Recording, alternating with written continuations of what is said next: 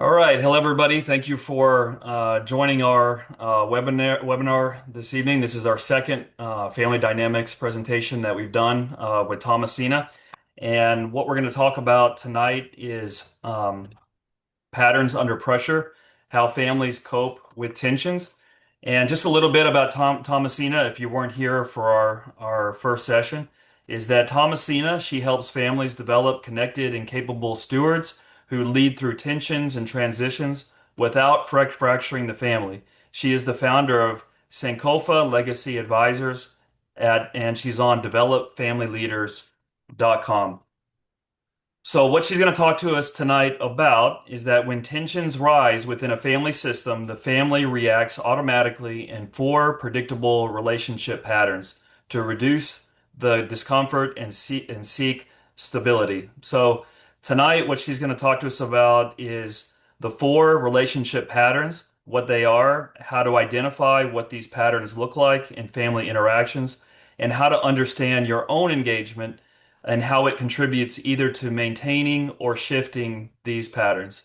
So again, thank you, Thomasina, for being with us this evening. As always, we look forward to listening to you and listening to your wisdom. And the floor is yours, okay?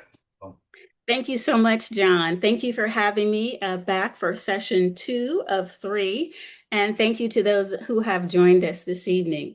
As John said, this is the second of 3 series, 3 sessions rather, in a series.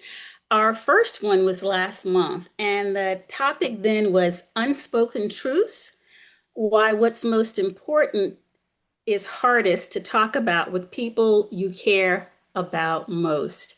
And we really talked a lot about this concept of family systems.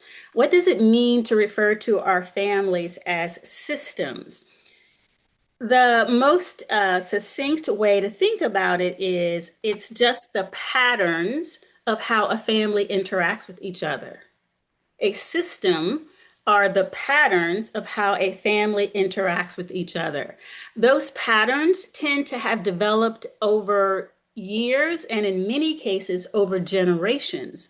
This is not the first set of the family to endure these types of patterns.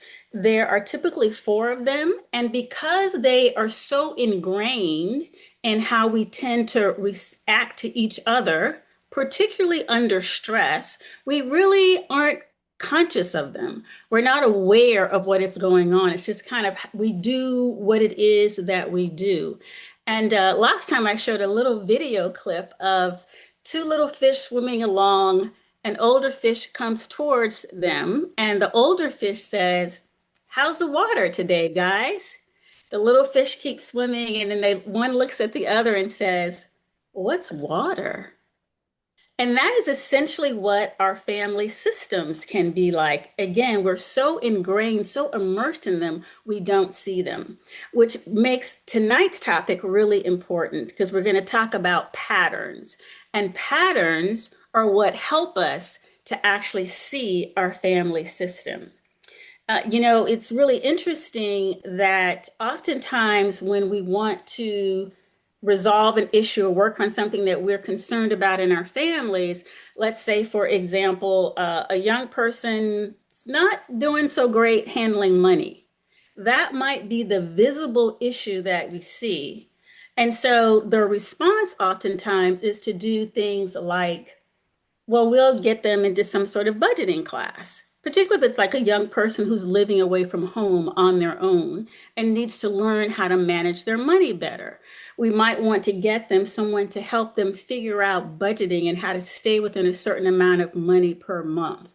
That is an intervention that happens just below the surface.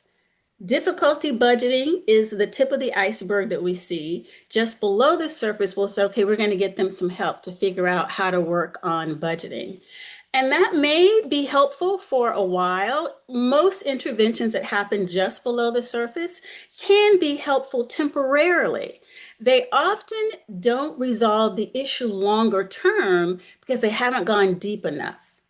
And this is to the point of fish swimming in the water, going deeper. Last time I shared a graphic of an iceberg. Tip of the iceberg is the presenting issue. Just below the water, procedural interventions of various types. Deeper still below that is the family system, these patterns of interacting that are driving everything above it. We all know that what sank the Titanic was not the part that they could see. It was that part that was below the water that could not be seen that was challenging.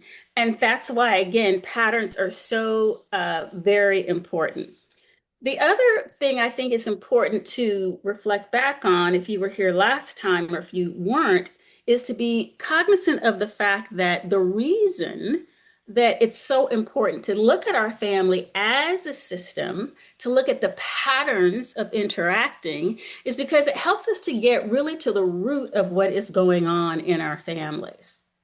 So, if, for example, there's a term that people sometimes use, which I don't particularly care for, but they might refer to a child who's acting out as a so-called problem child. And the attention goes to that individual child. I say to people, think about it. No child was born into the world a problem. No man, woman, or child is an island unto themselves. Families, people are constantly interacting with each other. And whatever behavior we may see, the tip of the iceberg, is being driven by something that we cannot see, which is the environment in which that child finds themselves. You might think of it as simply context. If the word family systems or the term family systems doesn't resonate for you, just think about it as the environmental context in which that behavior is evolving.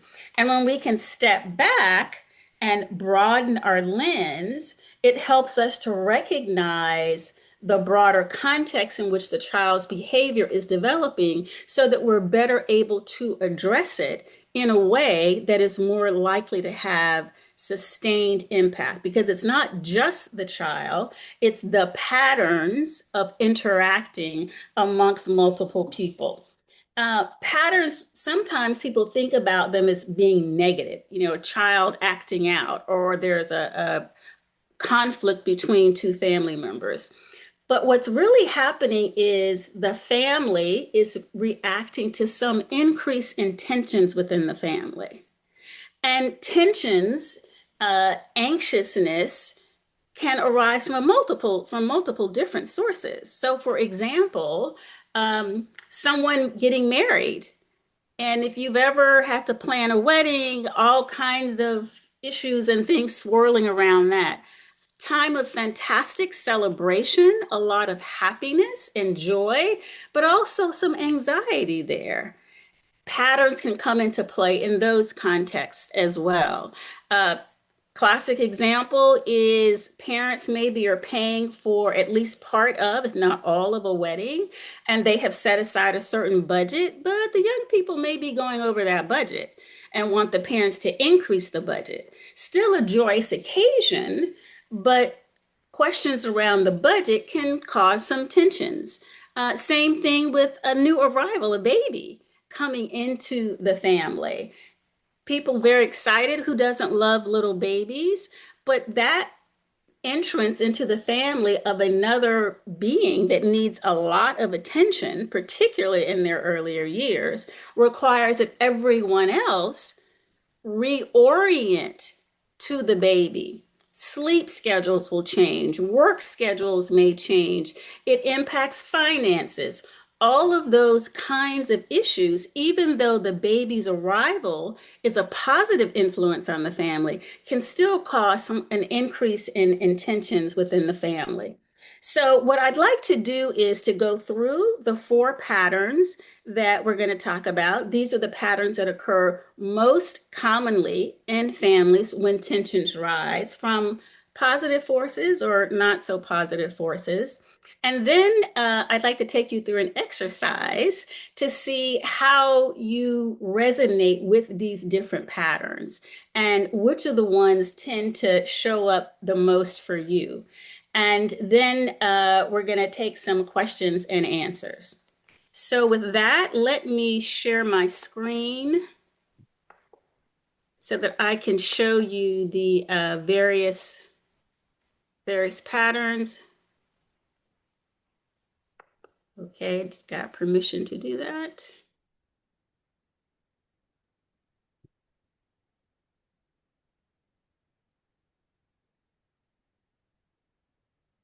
And let's just start with the pattern. We don't need to see this beginning slide.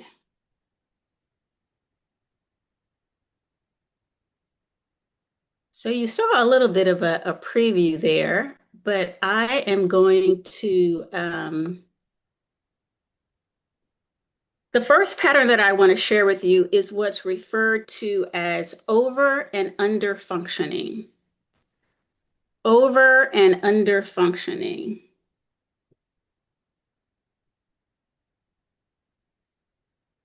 This is a pattern that requires reciprocity.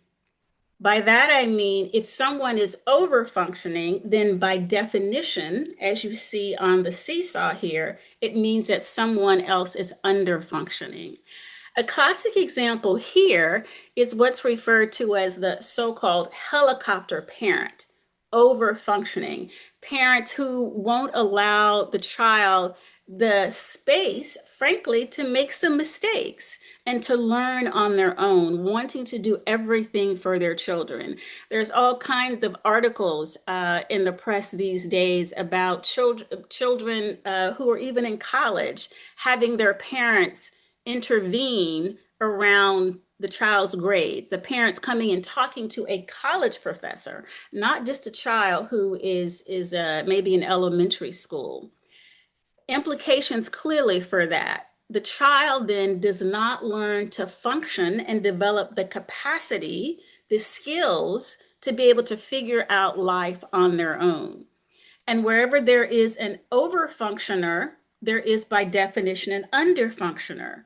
An example here is the so-called child who fails to launch. The adult child who may be in their 30s, who's living at home and has no visible source of income other than from their parents, or maybe living independently, but the parents are still picking up all, if not a substantial portion of the tab for that child's that adult child's living expenses. Over and under functioning. And when you look at this, you might think that it's a question of capability or capacity. It is not a question of capability or capacity. It's really a question of the tensions, the anxiety, the nervousness within the family, so that one is doing more than, frankly, is their share at this particular life stage, and one is doing less. Not about capability again, but more about anxiety. Another example of this, I talked to a gentleman not long ago who was concerned about his three children, all of whom are in college, and whether they would be able to manage on their own once they're out of college and get their first jobs. And I asked him a question. I said, well, so tell me, do your children all have credit cards? He said, yes. I said, well, who pays the credit card bill? He says, I do. I said, well, that's okay. Do your children ever see the credit card bill? And he just kind of froze for a moment because he got it. He realized if his children aren't even seeing the bill, they don't really have an orientation to how much money they're spending. And so it's almost like having a blank check. If you can just spend, you never see how much you're spending, and someone else takes care of paying for it. That is unwittingly teaching your children not to be responsible around what they spend, how much they spend, and what they spend it on, and being able to maintain a reasonable budget. Just another simple example. The next pattern I'm going to move on here is conflict. Conflict is interesting because we tend to think of it as being overt. Two people are in an argument, an out battle. They're locked into this conflict that everyone can see. That is only one type of conflict. Another type of conflict is what I refer to as covert conflict. That might look like having a family discussion about what the family is going to do, say, with respect to making a philanthropic gift. And you leave that discussion thinking everyone is on the same page because nobody has expressed any discontent with the decision that was made. Later on, people who were in the meeting are talking to each other or other people about their disagreement. That is covert conflict. They didn't express it at the time and in the appropriate place to express it. They talk about it later. Or even if people don't talk about talk about disagreeing with a decision, sometimes their actions will speak louder.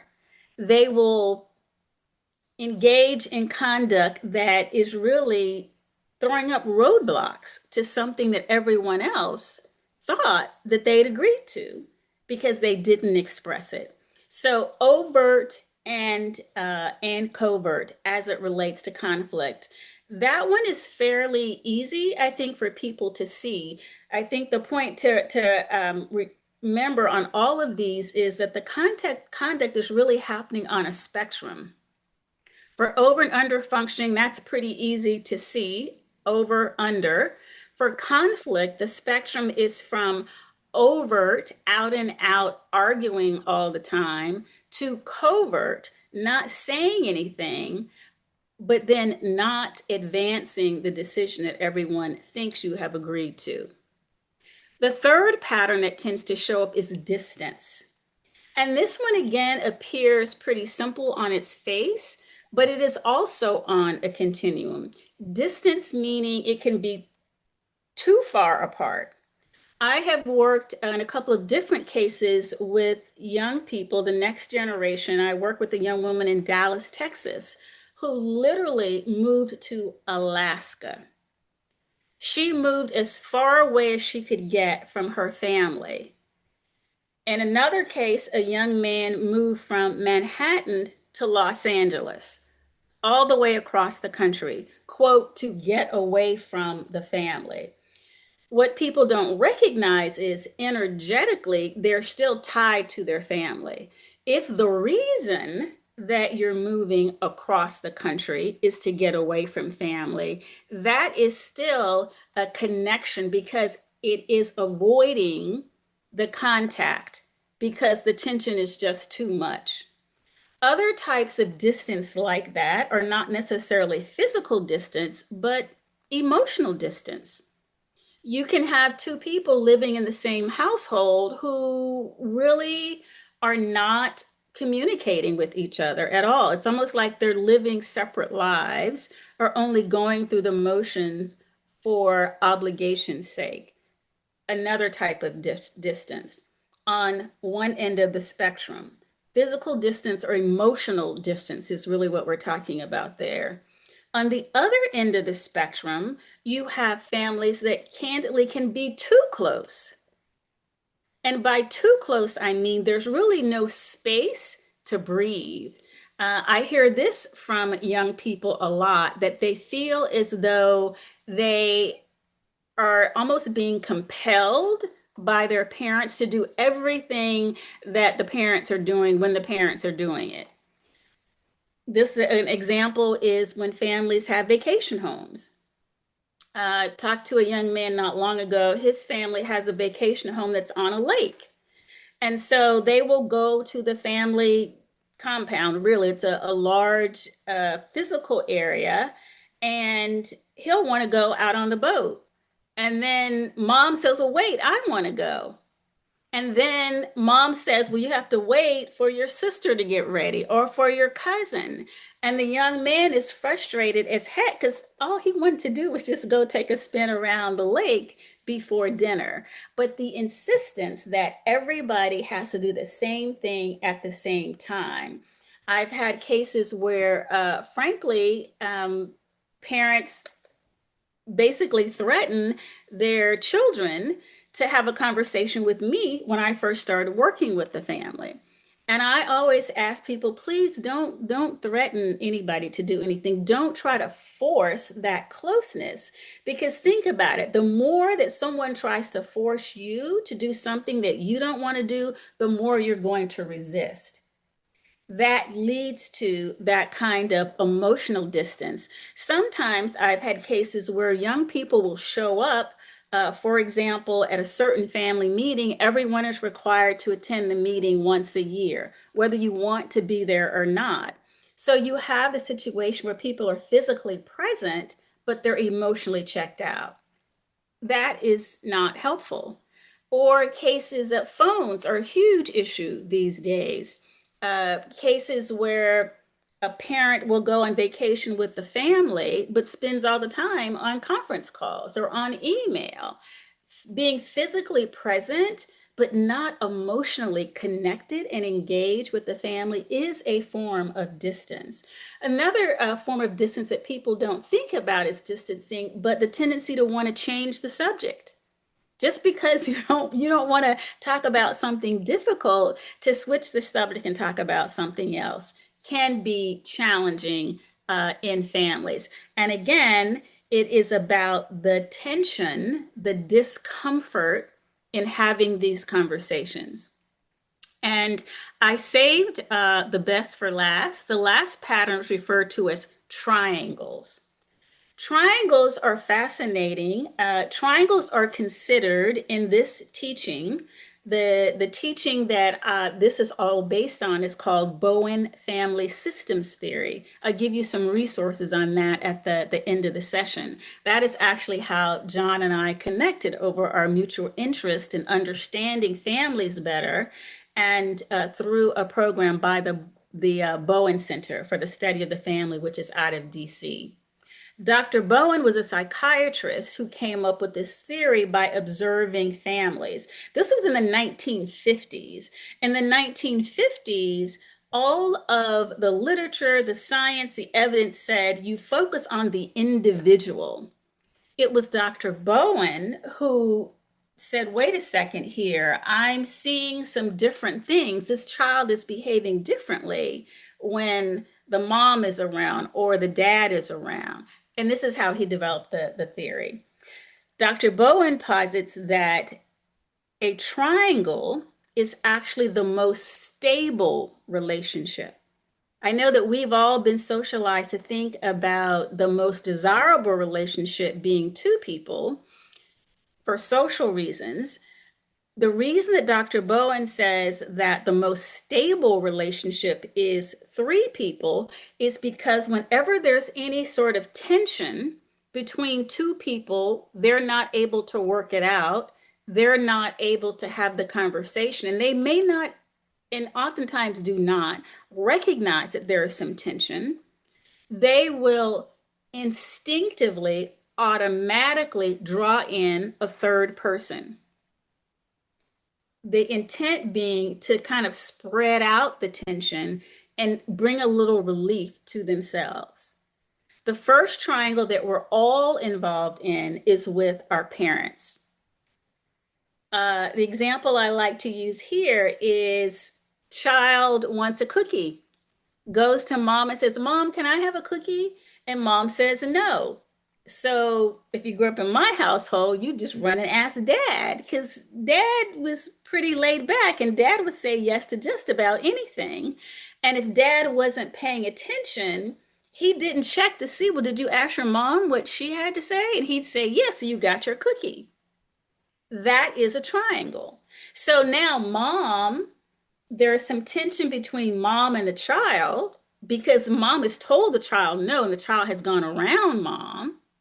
There's now tension between the parents because even if dad didn't know that mom had said no, mom is still a little upset with dad for having countered her instructions. And then there's tension now between dad and the child because dad's like, hey, you didn't tell me that mom had told you no. You got me in trouble. This is how tension moves around in a family. I also see this a lot with parents and grandparents. and the children. I had an example just a couple of weeks ago where a young woman who is in college did not do what she was supposed to do to get her dorm for the next semester.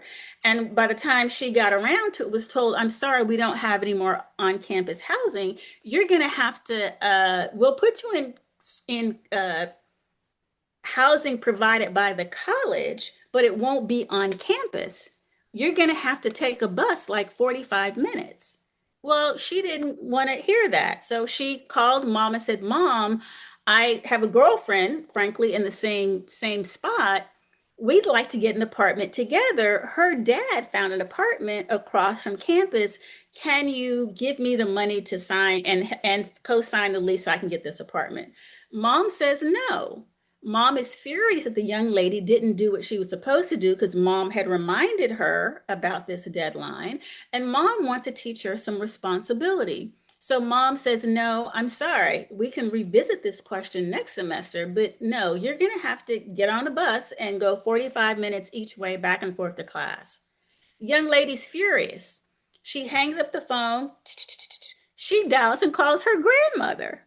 And she explains the circumstance to her grandmother. She told her grandmother that she had talked to her mom and her mom had said no. Grandmother didn't skip a beat and said, Well, of course, I will pay for you to get this apartment with your friend. You say your friend's dad has found the apartment. Give me his number.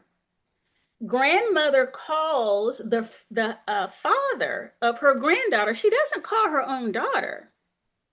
You can imagine what that first conversation was like when mom found out about it.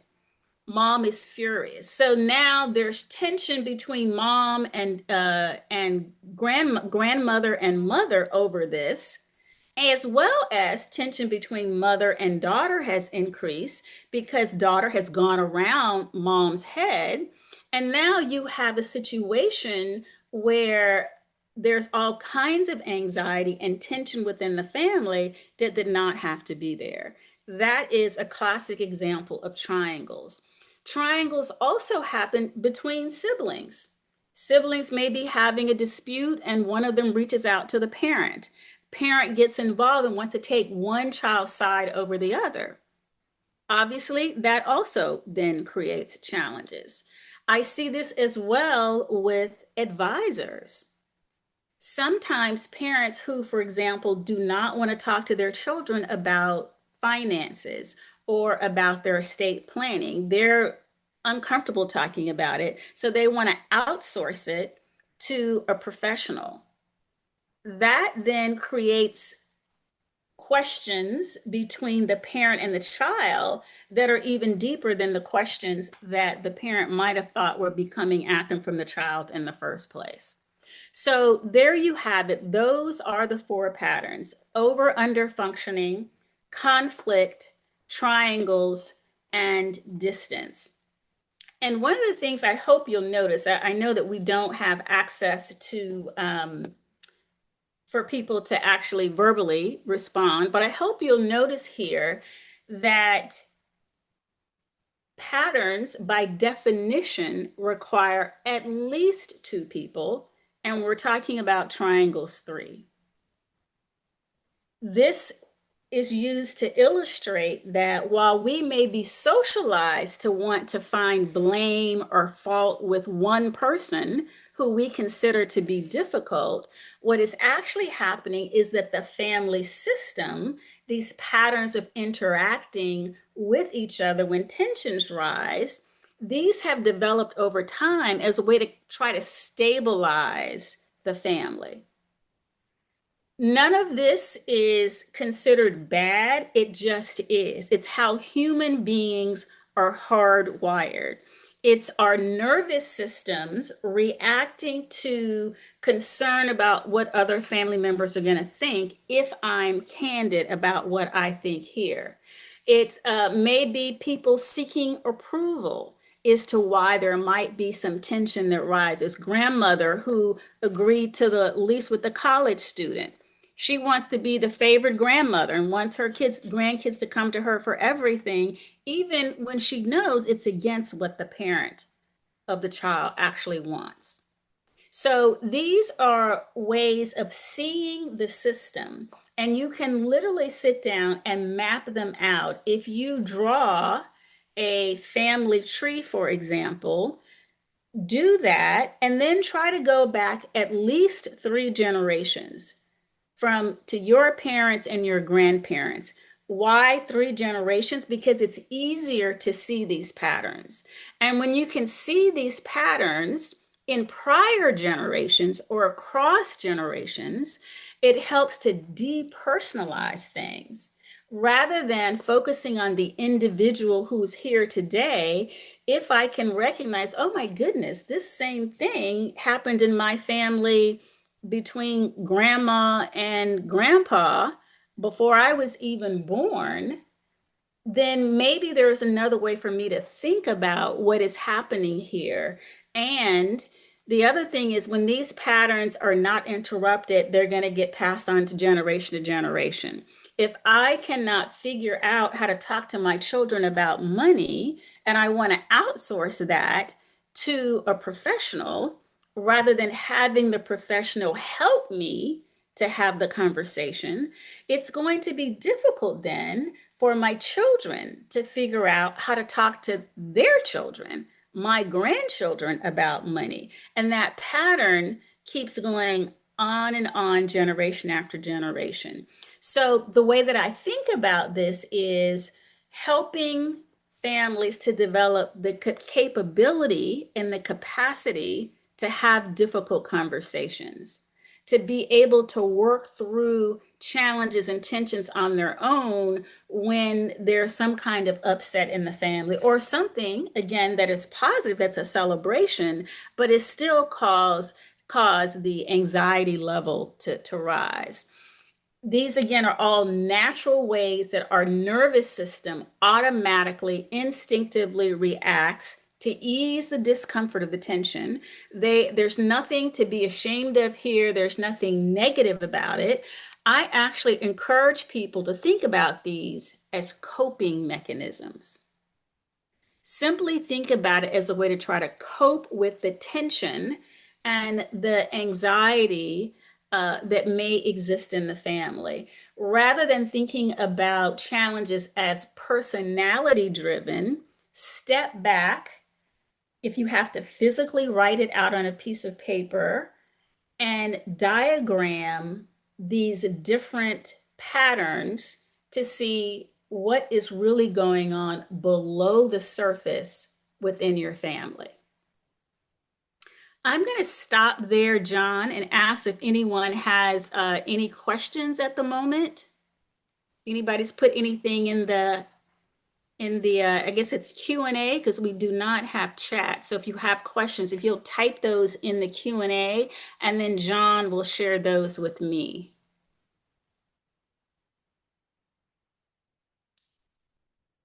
So if we don't have any questions, I don't know if somebody may be typing. Let me just give it a moment in case somebody is typing a question out for John.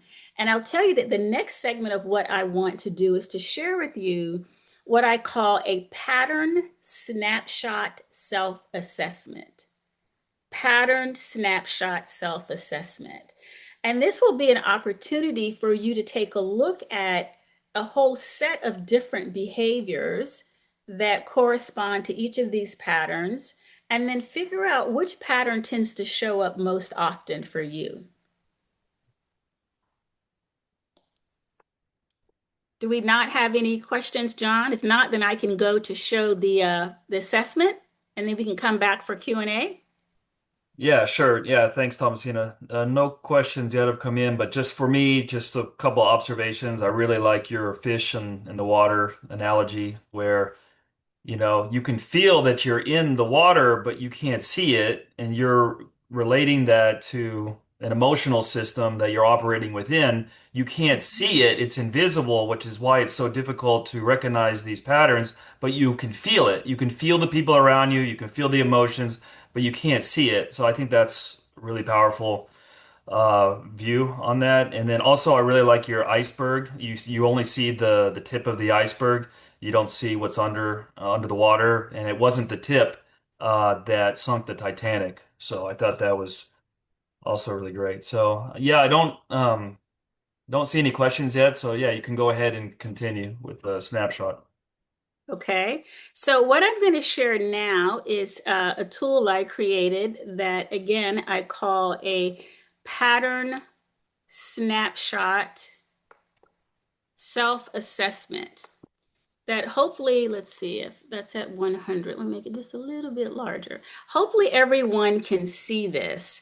And we don't have the ability to drop this in the chat for you, which is what I was thinking. But John has a copy of this, and he's going to share it with everyone afterwards. So I don't need to read to you what's on the screen. I'm just going to give you an overview of what it is, and then give you a few moments to go through and assess yourself.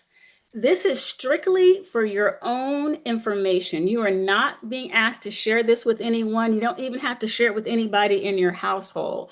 This is strictly for your own awareness. The first challenge with trying to figure out how to identify these patterns is really to increase your awareness and to observe what is going on. It takes time. So be patient with yourself because this is counterculture to what most of the rest of the world is telling us. So, what I have done is to create it's 2 pages. The first page you'll see are questions, and on the back, there's some explanation and something that we're actually going to cover in more depth next month around what you do about these patterns. So you're being asked to rate yourself on 0, meaning I rarely do these things. 1 is I sometimes do these things, and 2 is I often do these things. So I'm going to invite you to take let's say we'll give you 2 minutes to focus on the triangles first. Just go 1 through 6 and rate yourself 0, rarely, 1, sometimes, 2, often, and then add them up at the end. I'll give you 2 minutes to do that. Read them through to yourself, and then we'll go on to over under functioning, and then we'll do the other 2 as well.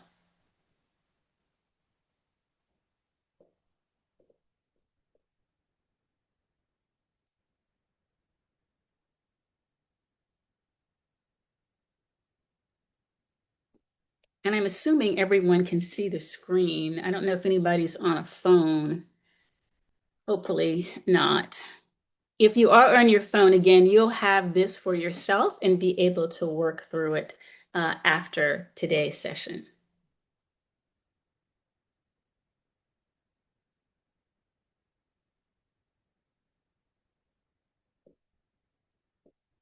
Going to give it another minute here.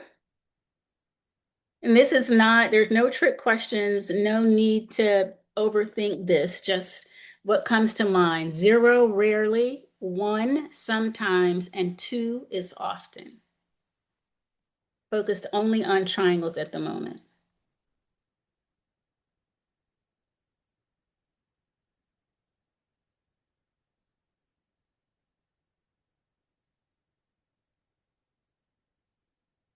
Okay, my clock just changed to 10 minutes after the hour. So I'm going to invite you now to take 2 minutes and look at the right side, over under functioning.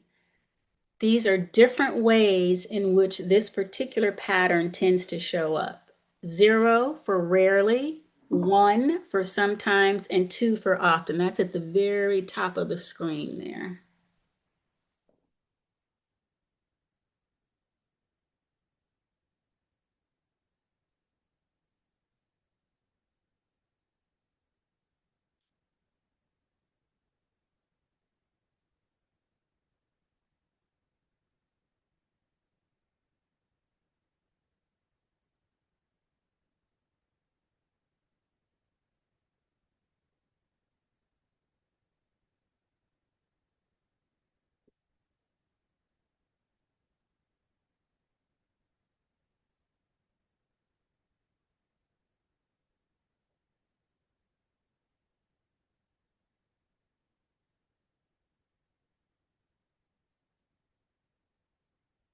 Got another few seconds to look at over under functioning.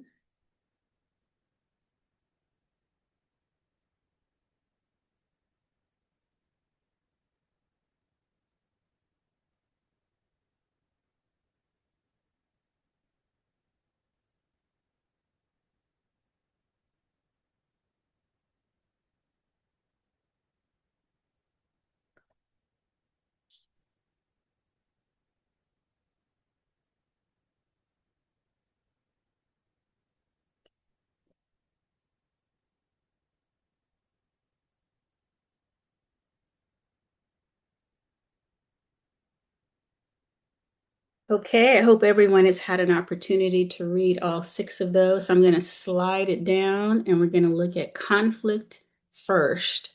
And again, the scoring is 0.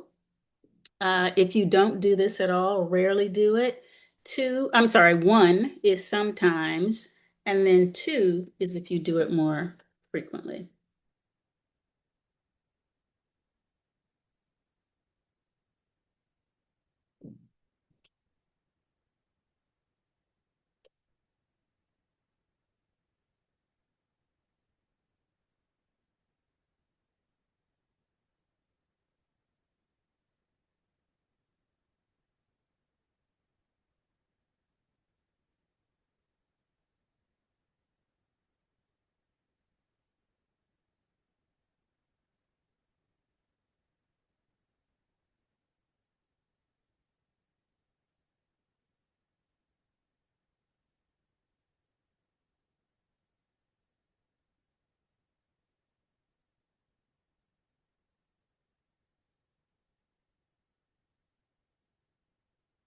So we're only on conflict.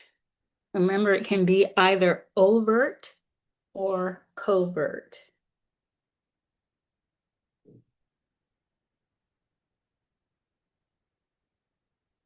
We've got a few more seconds on conflict.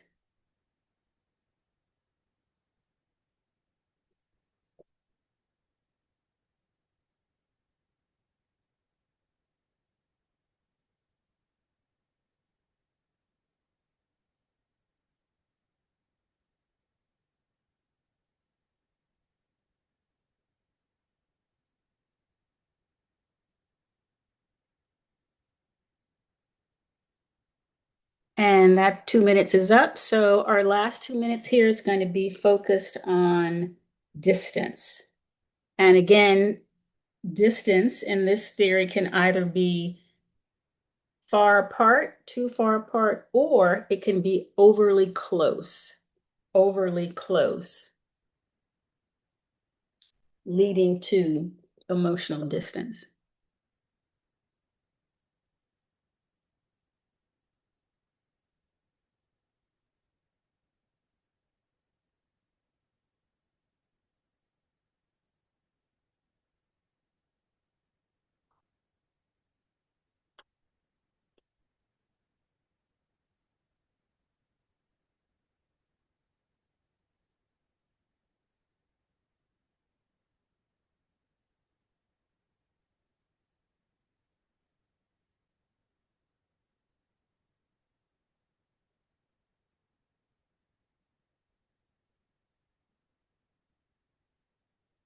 And also, please remember to total your number, your score for each one.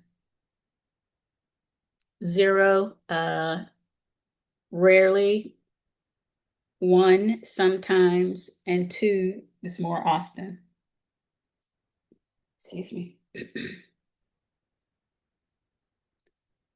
We've got about another 30 seconds or so to look at distance.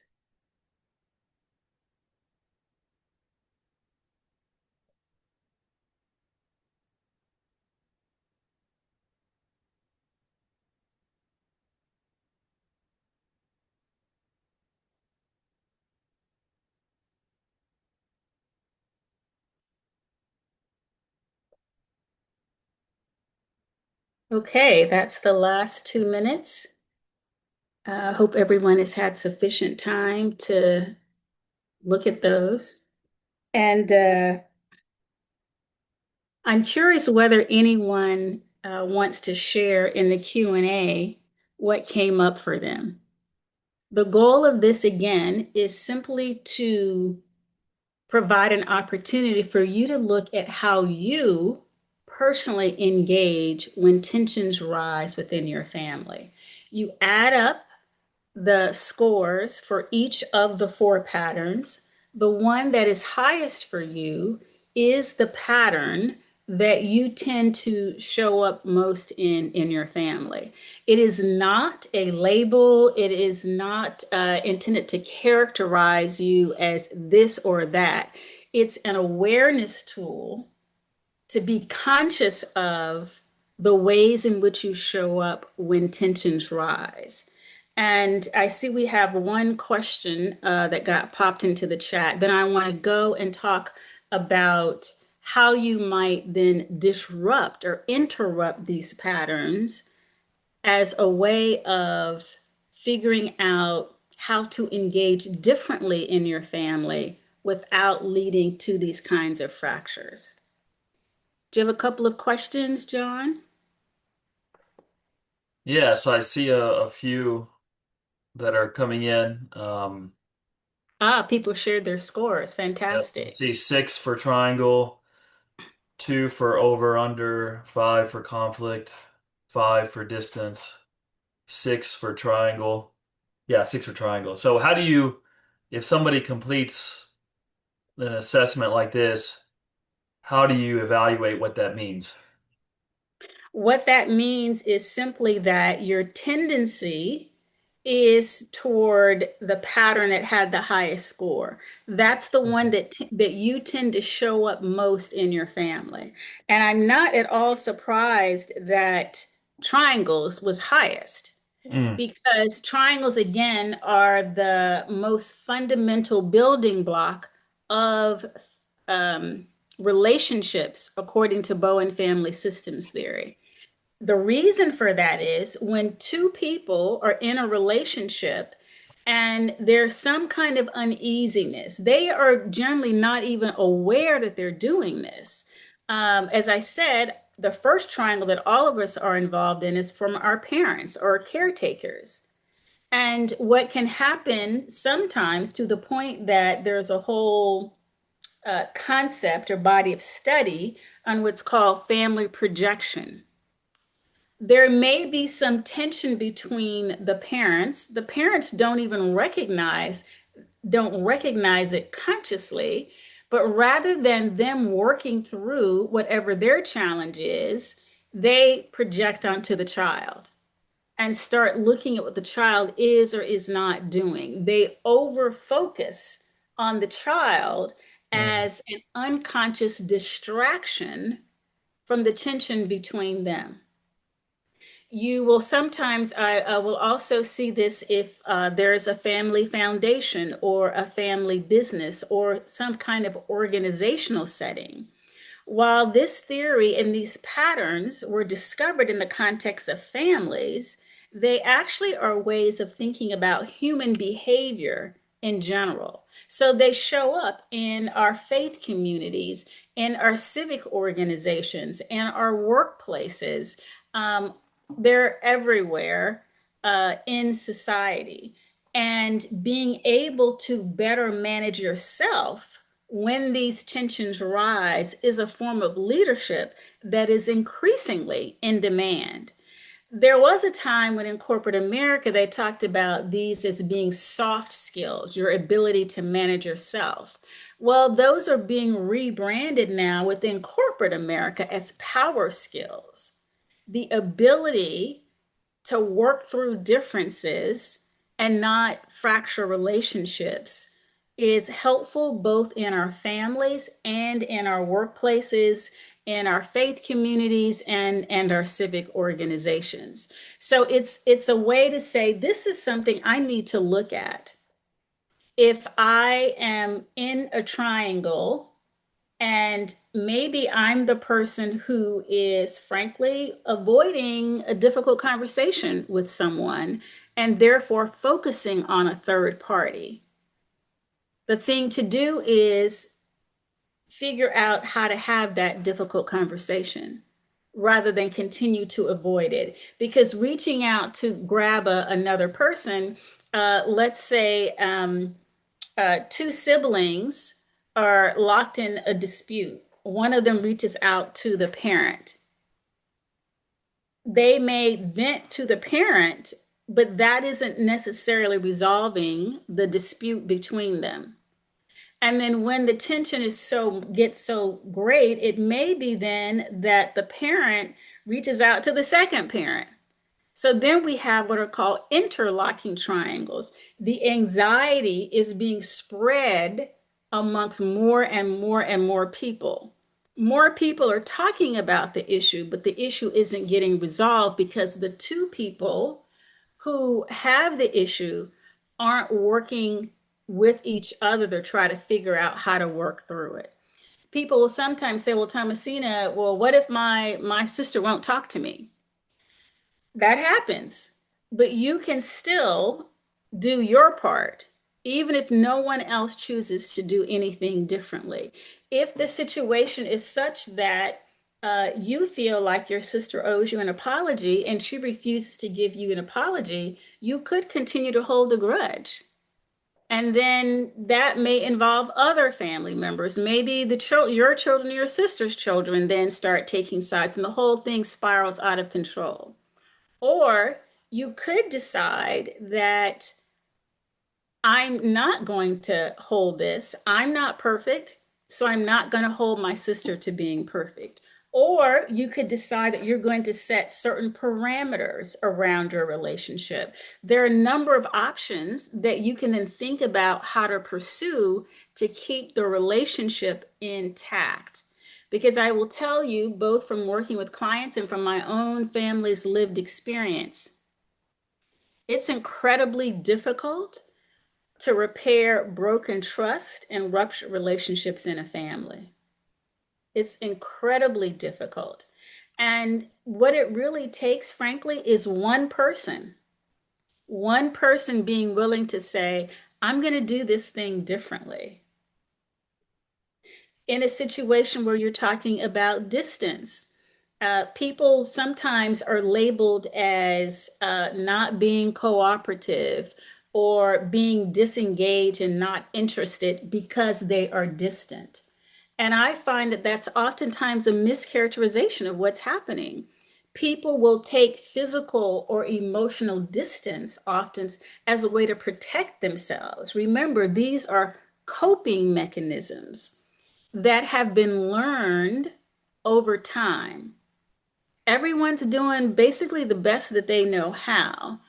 This work is about looking at some different ways to engage. So if I have a client who challenges within the family such that this young woman felt that she had to physically distance herself and refuse to engage with her family. And the biggest challenge was she didn't feel heard. She felt like everything, she kind of became the person everybody kind of dumped on. And in the course of me working with her, trying to understand her position, she said, well, Thomasina, I feel so much better now just because somebody's heard me in this family. So sometimes it's a question of figuring out a way to say what you want to say in a way that it can be heard. And again, it doesn't mean that you don't involve third people. So I am a consultant. I am not carrying the message for her. That would be considered a triangle if I'm speaking for the young woman.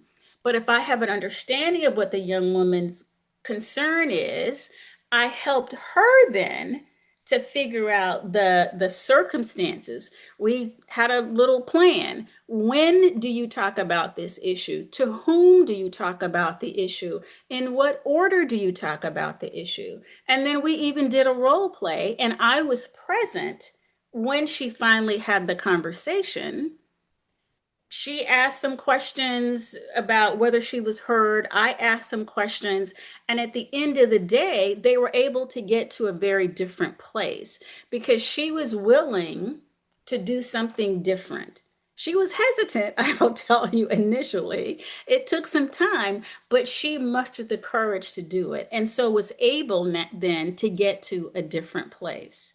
The same thing with conflict.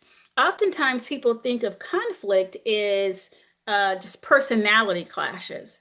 In many cases, a conflict in a family is just a place where some lack of clarity, some uncertainty has popped up. It's the relationship that it shows up in, such that for example, I had working with a couple of cousins. Well, actually, it was a group of cousins. two people who wanted to be the next CEO of the family business, two of the five young people. And there was this perception that these two young men had a very serious personality clash. It wasn't so much a personality clash as a lack, frankly, of clarity from the senior generation around, well, what are the criteria that we're looking at here? What are the metrics by which we're determining who we think should be the next CEO? And once there was more clarity around that, there was really not much for these young men to be in dispute about. Now, clearly, there was still competition. There was a difference between competition amongst them and conflict amongst them. Sometimes parents unwittingly create sibling conflict by saying one thing to one sibling and something the opposite to the other sibling. I have a client who much better now, but when I first started working with her, she wanted everybody to be happy. Again, did not want the discomfort, the tension of either one of her children being upset with her. So she would say yes to everything, knowing she could not do it. Not because she's trying to mislead or misrepresent, but her anxiety level would be just that high. And so the challenge with her was figuring out, what are my guiding principles? What am I trying to do here with my children? And then I have to be willing, frankly, to risk somebody being upset with me for a little bit.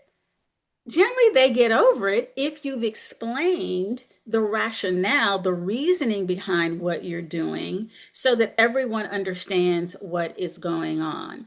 And the over under functioning, if you're over functioning, then you have to step back and allow other people the space to develop the capacity and the capability to do what needs to be done.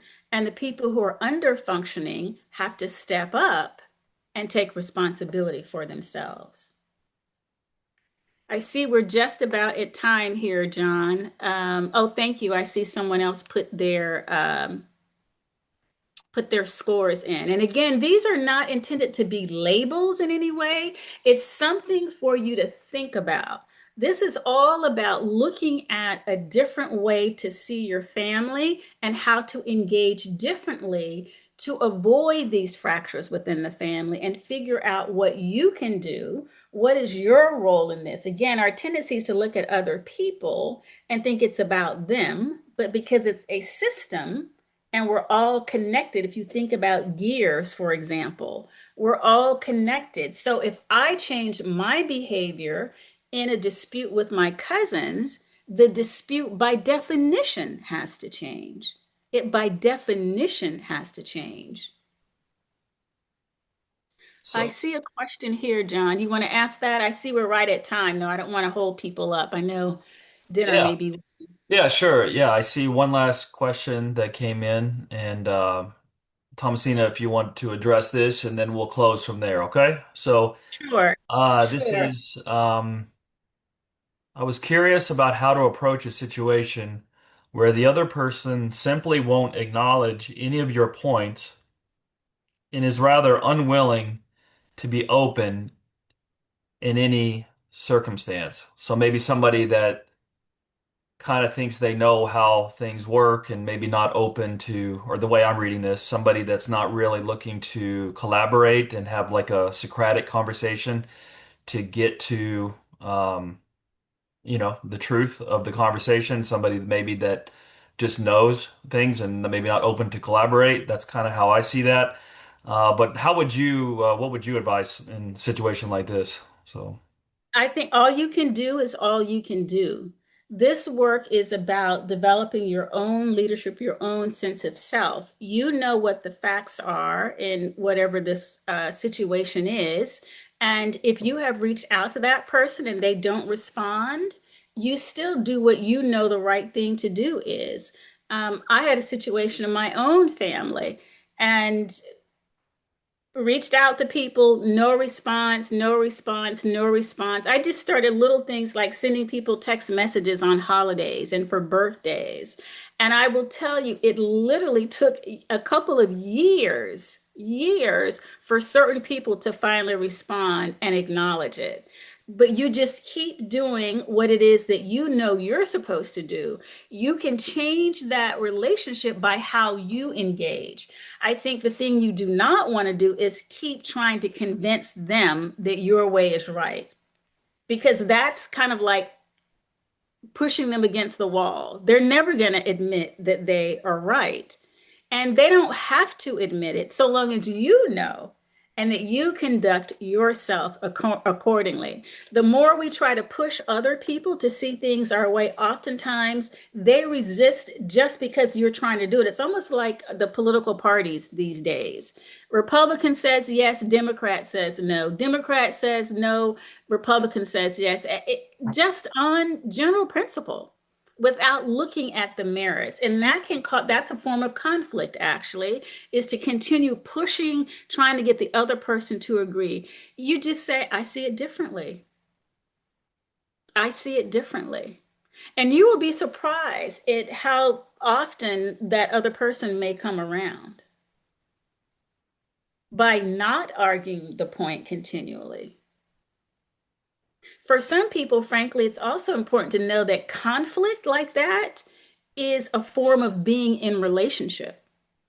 It's not a happy form for being in a relationship for you, but for some people, that kind of back and forth, that tension, they don't know how else to engage. And I think you have to just stay the course in doing what it is that you know to be the right thing to do, regardless of what anyone else does. And thank you for the question. Yeah, that's exactly for me. That's exactly what self-planning is. If you're too focused on the other person and you become emotionally fused in the way they think, it can cause anxiety. You need to focus on yourself, your mission, vision, values. You have to really have a strong sense of who you are so that the external factors around you, don't affect or manipulate you, that you know in your heart what is right, and you just continue on with what you're doing, but don't try to argue or react. I've heard you say, Thomasina, you know, don't react in situations. Try to think about it in a calm and mature way, and then respond if somebody disagrees with you. But I see a lot of people just knee-jerk react, and that causes more conflict, right? So. That's what this work is about. And we're going to talk about a framework for doing that. And I see the follow-up question is, where do you set the boundaries? This is a very, very important question. So please don't apologize for asking it. The key is to have a set of guiding principles for yourself. This is important to me. This is what I am willing to do. This is what I'm not going to do. And hold firm to that, even if other people don't agree with it. Where we get into trouble as human beings is it's our human nature. We are communal people. We want other people to approve of us, to like us. We want to be a part of the group. And so sometimes we can back down from what we know in our heart of hearts is the right thing to do. It can be difficult. It requires mustering some courage, but at the end of the day, you can sleep with yourself because you know you did the right thing as you define the right thing.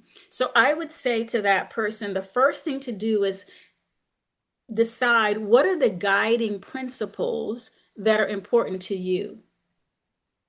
What are the values that you want to uphold in your interactions? And again, if you can do that, you define your guidelines, you hold firm to those, you will be surprised at over time, other people will change. People who you never thought would change because you've changed. So the relationship by definition has to change, and you have modeled for them a different kind of leadership, a different kind of way to be in relationship. I disagree with you, but I still love you. I'm still going to come to Thanksgiving dinner, where some people would just shy away altogether. So I hope that's helpful. And I hope you come back next week or next month, rather, when we talk about a specific framework to help you over time develop that muscle of being able to define what you are or are not going to do and then stick with it. Okay. All right. Well, thank you, Thomasina, for your words of wisdom for us tonight. And I want to also let everybody know that we have a presentation coming up Wednesday, May 13th. It's from 10 to 11:30 a.m. And we're going to be talking about the five phases of an IRA. So again, Thomasina, thank you so much for joining us tonight. And we're going to send an email out to everybody with some of the slides and handouts that she has so that you can work on that yourself. And we're also going to put this on the Tennis NRG website so you can watch the video, and it'll also be on YouTube. So you can share it. And if if you know anybody that thinks that you think that could see some value in the information that she shared tonight, please share it. And we look forward to seeing you again next month. Okay, Thomasina. So. Yes, and John, I almost forgot. I have in the slides that people will get from you a list Mhm. of some resources that I think people will find very helpful. The Bowen Center for the Study of the Family has a YouTube channel with hundreds of videos. They've got books. I have a book here. The first one is about connecting with our children, guiding principles for parents in a troubled world, which I think people will find very helpful, as well as some other resources there. And then in the deck, people will also have my contact information if a question occurs to someone they want to reach out. So thank you all for staying, especially staying over. And thank you, John. I look forward to seeing everyone. Our next session is on May 27th. And that one is called Steady in the Storm, Leading Yourself Through Family Tensions. That's where we're going to talk about the framework for what you actually do. Okay. All right. Well, very good. Thank you so much, and we'll see you guys next time. Okay. All right. Bye bye. Thank you all. Have a good evening.